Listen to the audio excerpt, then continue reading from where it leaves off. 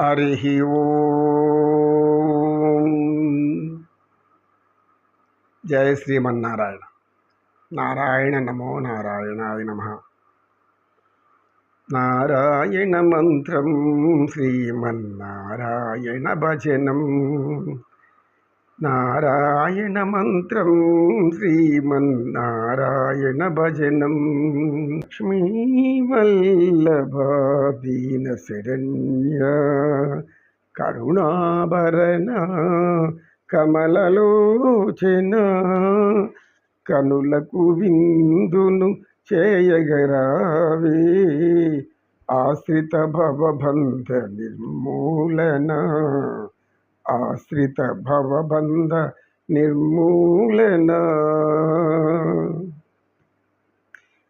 ఆయన ఆశ్రయించిన వారి యొక్క సర్వ దుఃఖాలు కష్టాలు ఈ భవబంధాలన్నింటినీ కూడా సుఖాలుగా మార్చేస్తాను. అక్కడ శ్రీకృష్ణుడు బలరాముడు అందరూ సమావేశమై ఉన్నారు.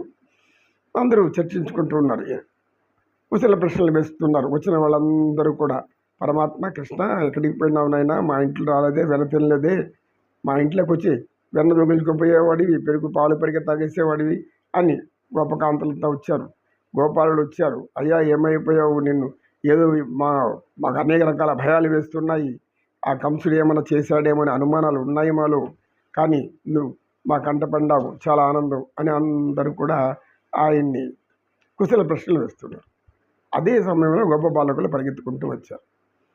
వచ్చి ఆవేశపడుతున్నారు, ఆవేదనలో ఉన్నారు. వాళ్ళు భయంగా ఉన్నారు, ఏం అర్థం కాలేదు. ఏంటి సరే పరమాత్మ చిరునవ్వు నవ్వుతున్నాడు. ఆయనకి ఎందుకు తెలియని వాడైతే తెలియకపోతే కదా ఏదైనా సర్వజ్ఞం. అందుకోసం మీద వచ్చింది ఆయన. దుష్ట శిక్షణ శిష్ట రక్షణ ఆతత్రాణ పరిరక్షణ. వెంటనే ఏం జరిగింది అని బలరాముడు అడిగాడు. అందరూ అడిగారు ఏం జరిగింది అని. అక్కడ యమునా నది తీరంలో కాళింది మడుగు అని ఒకటి ఉంది. అది ఒక పెద్ద మడుగు. ఆ మడుగులో ఎవరు పోయి నీళ్లు తాగరు. ఎందుకంటే ఆ నీళ్లు తాగిన వాళ్ళకంతా విషపూరితమైనటువంటి జ్వరాలు రావడం, లేదా అనేక సమస్యలు రావడం, అనారోగ్యాలు పాడవడం, మరణించడం కూడా జరుగుతూ ఉంది. అలా ఆ మడుగు అలాంటిది. అది అందులో కాళిందుడు అనేటువంటి ఒక సర్పము భయంకరంగా విషాన్ని చిమ్ముతూ ఉంటాడు ఇప్పుడు కూడా. వాడి విష ప్రభావానికి ఆ నీళ్ళ జోలికి ఎవరు రారు, అక్కడ ఎవరు తాగడం కూడా లేదు. కానీ ఏమి తెలియకుండా కొన్ని పోయిన పశువులు అవన్నీ తాగి అక్కడే చనిపోతూ ఉన్నాయి.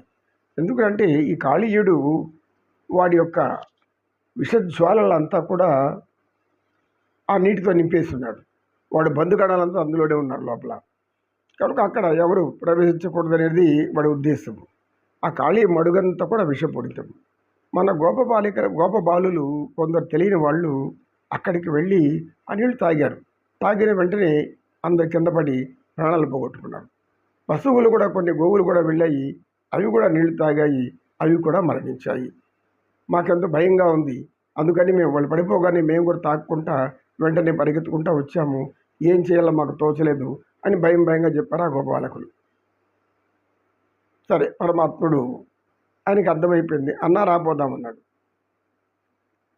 మిగతా వాళ్ళంతా కూడా వద్దు నాయనా, అది విష సర్పం అంట, అదేదో భయంకరమైన సర్పము, ఆ కాళీయుడు అనేవాడి పేరు మేము కూడా ఎవరికి విన్నాము, అందుకే ఆ పక్క పోయేది లేదు, ఈ బాలులు తెలియకుండా వెళ్ళిపోయినట్లు మన కొంతమంది, వద్దు అని అనేక మంది వారించారు పెద్దలంతా కూడా.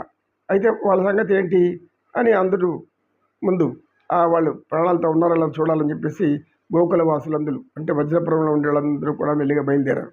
బలరామకృష్ణుడు కూడా అక్కడికి వెళ్ళారు. అందరూ ఒక చూస్తే అనేక మంది గోపాలులు పడి ఉన్నారు, గోవులు చచ్చిపడి ఉన్నాయి, అన్ని ప్రాణం పోగొట్టుకుని ఉన్నాయి. ఏం చేయాలి అలా చూస్తున్నారు. ఒక పక్క బాధ దుఃఖం, ఇంకొక పక్క వాళ్ళకి తెలియని సంఘటన ఒకటి ఏమంటే, శ్రీకృష్ణ పరమాత్మ గబగబా అక్కడ ఉన్నటువంటి ఒక కదంబ వృక్షం, అక్కడ ఉన్నటువంటి కదంబ వృక్షం మీద ఎక్కాడు. అది చాలా ఎత్తుగా ఉంటుంది, కొమ్మలు చాలా విశాలంగా నదిపైకి వాలి ఉన్నాయి. ఇలా ఎవరు చూడలేదు. పరమాత్మ శ్రీకృష్ణుడు ఏం చేస్తున్నాడు వాళ్ళు గమనించలేదు. వీళ్ళు చూస్తున్నారు. వాళ్ళు వైద్యులు వచ్చి నాటి పట్టుకొని చూస్తున్నారు. కొంతమంది చనిపోయాడు అంటున్నారు, గోవులు మరణించాయి, అయితే ఎప్పుడైతే శ్రీకృష్ణ పరమాత్మ అక్కడ అడుగు పెట్టాడో అప్పుడు వాటికి మెల్లమెల్లమెల్లిగా స్పృహలోకి వస్తున్నాయి. పరమాత్మ ఏం చేస్తాడో వాళ్ళకి తెలియదు. ఎక్కడ కృష్ణుడు అంటే ఎక్కడ కృష్ణుడు ఇలా ఆలోచిస్తున్నారు. అయ్యా కృష్ణయ్య ఎక్కడ, కృష్ణయ్య ఎక్కడ అందరూ వెతుకుతున్నారు. ఏమైపోయాడు కృష్ణ ఈ లోపల? ఈయన కూడా ఏమన్నా ఖాళీ నీటిలో దాగి ఏమన్నా అయిపోయాడా అని అంటే పరమాత్మ మెల్లిగా చెట్టు ఎక్కాడు. పై కొమ్మకి వెళ్ళాడు. పై కొమ్మకి వెళ్ళిపోయి అక్కడ తన యొక్క చేలం, నడుముకున్నటువంటి చేలాన్ని గట్టిగా బిగించాడు. బిగించి అందరుడి పైకి చూసేసరికి కృష్ణుడి పైన ఉన్నాడు. అదుగో కృష్ణుడు అన్నమన్నాడు బలరాముడు. తమ్ముడు ఎందుకు ఎక్కావు పైకి? దిగిరా పడిపోతూ ఉన్నాడు. అందరూ భయంతో పిలుస్తున్నారు, అరుస్తున్నారు. శ్రీకృష్ణ పరమాత్మ నడుముకు బిగించి బాగా తన యొక్క పంచను, తను కట్టుకున్నటువంటి వస్త్రాన్ని బాగా అమర్చుకొని నడుముకి పట్టు బాగా బిగించుకొని కట్టుకొని ఎగిరి ఒక్క దూకాడు ఆ నది మధ్యలోకి. అందరూ ఆశ్చర్యపోయారు. ఏంటి ఈ పిల్లవాడు చేసిన పని? ఏమన్నా ఇదైందా? ఎందుకు ఇలా చేశాడు? అందరూ భయపడిపోతున్నారు. గ్రామస్తులంతా భయపడిపోతున్నారు. రేపల్లి వాసులు అంతా భయపడుతున్నారు. నందుడు యశోదైతే వాళ్ళు చెప్పలేనంత ఆందోళనలో వెళ్ళిపోయారు. కానీ బలరాముడి కొంచెం తెలుసు, తమ్ముడి శక్తి సామర్థ్యాలు ఏంటో ఆయన తెలుసు. ఆయన కూడా విశ్వరూపధరుడే కదా, విశ్వరూపుడి సోదరుడే కదా, కనుక ఆయన మాత్రం కొంచెం ఆలోచిస్తూ ఉన్నాడు. బలరామ ఏంటిది, నువ్వు ఎట్లా ఏం చేయాలంటే మీరు గమ్మనే ఉండండి, ఏం చూడండి అన్నాడు. అయితే వెంటనే లోపలికి వెళ్ళిన శ్రీకృష్ణుడు వెళ్ళగానే ఆ కాళీయుడు ఏం చేశాడంటే ఎవరైతే ఈ బాలుడు తన దగ్గరికి వస్తున్నాడో చూసి, ఏమిటి నా దగ్గరికి ఎంత ధైర్యంగా వస్తున్నాడా, అందులో ఈ మడుగులోకి దూకి ఎవరి వీడు అనుకునేసేసి శ్రీకృష్ణుని యొక్క నడుముకి బాగా చుట్టుకొనేసేసి ఆ ఎముకలన్నీ విరిగిపోయేలాగా అలా బిగిస్తున్నాడు. శ్రీకృష్ణుడు ఒక్కసారిగా చేతులు విదిలించగానే వాడి యొక్క నడుము ఎక్కడిదక్కడ పటని ఇరిగిపోయినాయి. వాడి కూడా ఉన్నటువంటి వాడి యొక్క అనుచరులు, వాడి భార్యలు అందరు పాములన్నీ కూడా కాలుతో తొక్కిపట్టాయి, గిలగిలగలా కొట్టుకుంటున్నాయి. కాటువైపు వాటి విషం ఏమాత్రం పనిచేయడం శ్రీకృష్ణ పరమాత్మ మీద. శ్రీకృష్ణ పరమాత్మ లోపల దాన్ని అణిచిపెట్టింది. వీళ్ళు మాత్రం గట్టు మీద ఆందోళన చెందుతున్నారు. అయ్యో ఇంకా రాలది, ఏమైంది కృష్ణయ్య అని అరుస్తున్నారు. కృష్ణ కృష్ణ కృష్ణ అని అంటున్నారు. ఏమైపోయాను అన్న, ఎందుకు దూకినావు? అది విషం సర్పము, అందులో విషం అడిగిది ఎందుకు అని బాధపడుతున్నారు. ఎందుకు ఇంత చూసి కూడా వాళ్ళకి ఆయన శక్తి సామర్థ్యాలు వాళ్ళకి అర్థం చేసుకోలేకపోతున్నారు కొంతమంది. అదే బలరాముడికి మాత్రం బాగా అర్థమైంది. దాంతో ఉన్న స్నేహితులు కూడా కొందరు ఏం కాదులేండి, మన పరమాత్మ మీరు అనుకున్నట్టుగా ఏం కాదు అని అంటున్నారు. అయితే ఏం జరుగుతుందో ఎవరికి అర్థం కాలేదు. అంత లోపల ఆ యొక్క మధ్యలో నుంచి నీళ్లు బుడబుడ వంటి పైకి వస్తున్నాయి, బుడగలు వస్తున్నాయి. ఏమైంది? అందరూ ఆశ్చర్యంతో, ఒకవైపు ఆతృత, ఒకవైపు ఆందోళన, ఒకవైపు ఏమవుతుందో తెలీదు, లోపల అధికమైన ఒత్తిడి, అందరికీ ఆ ఉద్రేకం, ఆవేశం. అందరూ గోపాలులంతా కూడా, యోధులందరూ కూడా నడుము గొడ్డ కట్టుకున్నారు, చేతుల కర్ర పట్టుకున్నారు, కత్తులు గొడ్డళ్ళు అన్నీ పట్టుకున్నారు. అది ఏమన్నా కృష్ణుడికి హాని తలబెడితే అందరూ వీళ్ళు దాన్ని చంపేయాలనే స్థితిలో అక్కడ ఉన్నారు అక్కడ. అయితే వాళ్ళు అనుకున్నట్టుగా ఏమీ కాలేదు. ఆ కాళీయుడు తన యొక్క పడగలతో పైకి లేచి నిలబడ్డాడు. ఆ నిలబడిన కాళీయుడి పడగ మీద ఎవరున్నారంటే శ్రీకృష్ణ పరమాత్మ ఉన్నాడు. చిరునవ్వు నవ్వుతూ తాండవం చేస్తున్నాడు, నాట్యం చేస్తున్నాడు, నృత్యం చేస్తున్నాడు. ఎన్ని విధాల నృత్యం చేసి దాని తలంతా బాగా తొక్కి పెడుతున్నాడు. అది నోట్లో నుంచి రక్తం కక్కుకుంటూ ఉంది, కుయ్యో బొయ్యోని వేడుకుంటూ ఉంది. దాని యొక్క అనుచరులు భార్యలంతా పైకి వచ్చి, అయ్యా ఇడిచిపెట్టు నా భర్తని, స్వామి ఇడిచిపెట్టి అంటున్నాయి. ఆయన దాన్ని తోక పట్టి పైకి లాగి దాన్ని పెనవేసి గట్టిగా దాని తల మీద మర్దన చేశాడు. ఆ దెబ్బతో కూడా దాంట్లో ఉన్న విషమంతా దిగిపోయింది, రక్తమంతా కక్కుకునింది అక్కడ. ఆ తర్వాత ఆయన కాలు పెట్టాడు కాబట్టి ఆ మడుగు విషమంతా వెళ్ళిపోయి, విష ప్రభావం వెళ్ళిపోయి అమృతంలాగా మారిపోయింది. వెంటనే అక్కడ చనిపోయినటువంటి బాలులందరూ కూడా పునర్జీవితులైనారు. గోవులన్నీ మళ్ళీ పునర్జీవితులైనాయి, అంటే బతికినాయి, అన్నీ బతికి లేచి పైకి లేచినాయి. ఈ విధంగా ఈ అద్భుత దృశ్యం తర్వాత పరమాత్మ దాని తల మీద తాండవం చేస్తుంటే అది పడుతున్న అవస్థ, దాని ముఖంలో బాధ, వేదన, అది కక్కుతున్నటువంటి విషము, నోరులో రక్తము, ఇవన్నీ కూడా ప్రజలకు ఆశ్చర్యం కల్పిస్తున్నాయి. బాలుడు ఏంది ఇంత చిన్న, అంత పెద్ద, ఎవరెవరు ఎవరి వల్ల కాలేనటువంటి పనిని ఇట్లా చేసేసాడు, ఇతడు సామాన్యుడు కాదు. నందుడికి అర్థమైంది.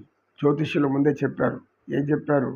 ఇతడు అసమాన సాహసం గలవాడు, మీకు అతను ఎవరో ముందు అర్థం కాదు, ఆ తర్వాత ఆయన ఎవరో మీకు అర్థమవుతుంది, కొంతకాలం సమయం ఉంటుంది, ఆ తర్వాత మీకు చెప్తామని చెప్పిపోయారు. అదేవిధంగా వసుదేవుడు కూడా వచ్చాడు. మీరు చాలా జాగ్రత్తగా ఉండాలి కృష్ణుడి పట్ల.